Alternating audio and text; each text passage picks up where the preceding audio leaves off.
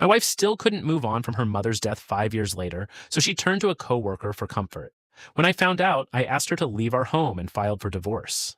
I understood her grief, but what she did crossed a line I couldn't forgive. Hello, Reddit I plus here.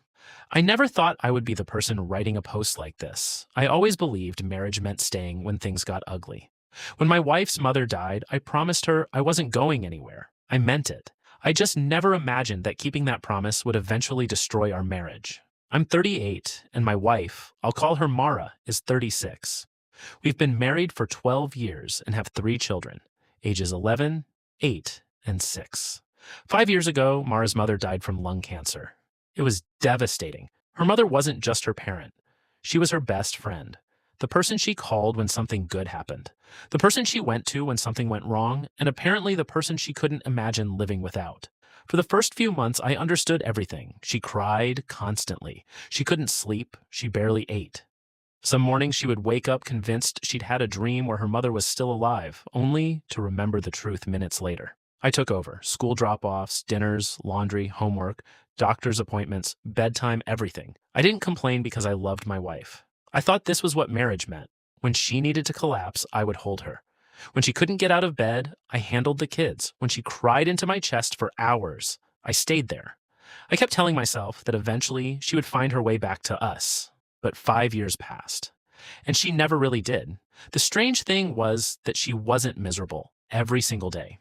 There were stretches where she seemed almost like herself. She could laugh, she could take the kids somewhere, she could cook dinner, she could sit beside me on the couch and watch a movie. Then a holiday would approach, and everything would change. Thanksgiving? She'd disappear into the bedroom. Christmas? Same thing. New Year's?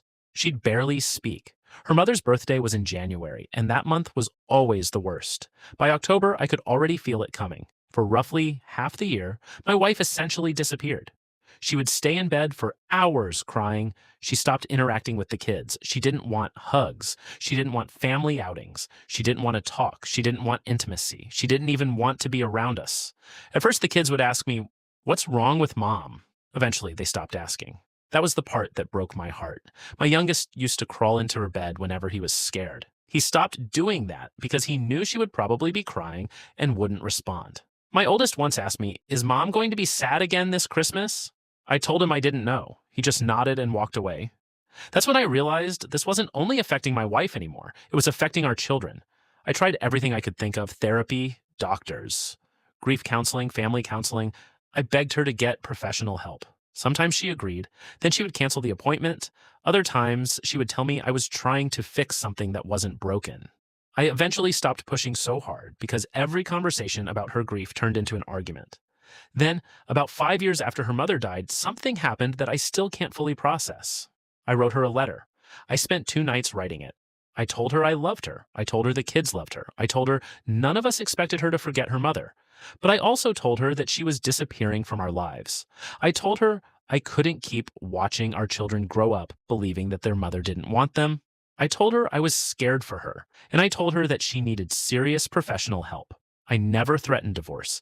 I never told her to get over it. I specifically wrote that I didn't want her to stop loving or remembering her mother. I just wanted my wife back. I read the entire thing to her after the kids went to bed. When I finished, she didn't cry. She didn't yell. She didn't say anything.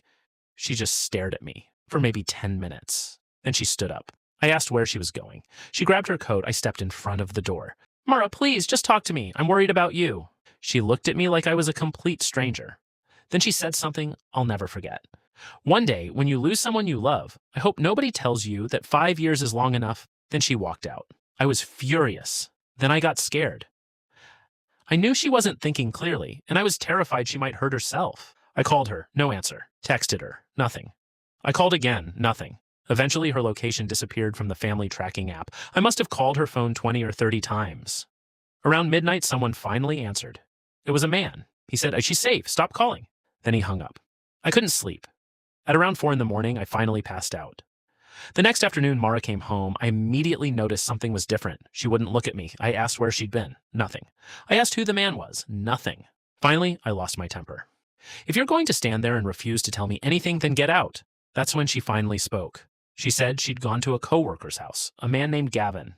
I had never heard of him. Apparently, he worked with her and had been helping her through her grief for more than a year. According to Mara, Gavin's father had also died from cancer.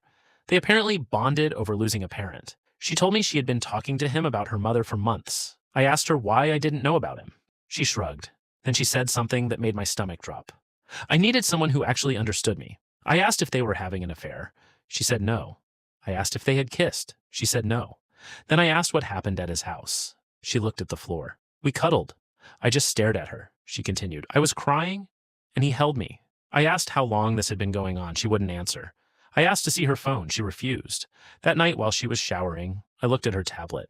I probably shouldn't have, but what I found made me wish I hadn't. There were hundreds of messages between them. Some were innocent, others weren't. She had spent more than a year telling Gavin about our marriage, every argument, every disagreement, every time I failed to understand something.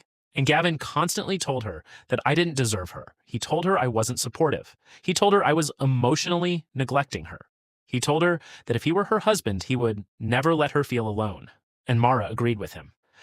Then I found the messages from the night she left. Mara had written, I can't stay here tonight. If your offer still stands, I'm coming. Gavin replied, my door is open. The next morning, she messaged him. If he asks, we only talked. I couldn't breathe. I actually had to sit down. I eventually drove to a parking lot and threw up. I sat there for almost half an hour, staring through the windshield. 5 years. 5 years of me carrying the house. 5 years of me raising our children while trying to keep my wife together. 5 years of telling myself that love meant patience. And during all that time, she had been building a secret emotional relationship with another man.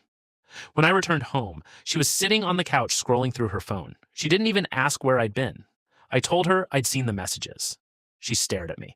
I asked her whether she loved him. She said, I don't know. I asked whether she wanted our marriage. She said, I don't know. Then I asked the question that destroyed whatever was left between us. Did he ever tell you to leave me? She looked directly at me. Yes. Did you believe him? She paused. Then she said, more than I believed you. Something inside me just went quiet. I told her to leave. This time she didn't argue. She stood up, grabbed a bag, and walked toward the door. Before she left, she turned around. You're proving him right. Then she walked out. That was 3 weeks ago. I haven't seen her since. She's staying somewhere with Gavin, as far as I know. The kids know their mother is gone. I haven't told them about Gavin. I won't. They don't deserve to carry their parents' betrayal on their shoulders. I'm trying to keep everything normal. I go to work. I make dinner. I help with homework. I pack lunches. I pretend I'm okay. Then the kids go to bed, and I sit alone in the living room and completely fall apart. And here's the part I'm struggling with. I don't know whether I'm angry at my wife or sorry for her. Part of me believes Gavin deliberately found someone vulnerable and slowly convinced her that he was the only person who understood her. But another part of me thinks that doesn't matter. Because she still made choices. She chose to hide him. She chose to complain about me to him. She chose to go to his house. She chose to cuddle with him. She chose to lie about it. And then she chose him over her family. I spent 5 years telling myself that if I just loved her enough, she would eventually come back to us. Maybe I was wrong. Maybe love isn't always enough. Maybe there comes a point where supporting someone becomes enabling them. I haven't filed the final divorce paperwork yet. Part of me wants to. Another part of me keeps remembering the woman I married before her mother died. The woman who laughed with me. The woman who chased our kids around the backyard. The woman who used to fall asleep with her head on my shoulder. I don't know if that woman is still in there. And honestly, I don't know if I have enough left in me to find out. So now I'm sitting here, watching my children sleep, wondering whether I should permanently close this chapter or leave the door open in case my wife finally realizes what she's done. I don't know what I'm asking for. Maybe I just needed to say all of this somewhere, because everyone keeps telling me to be patient. But nobody seems to understand that I've already been patient for 5 years. Would you try to save this marriage if you were in my position? Or would you accept that the person you married is gone and move on?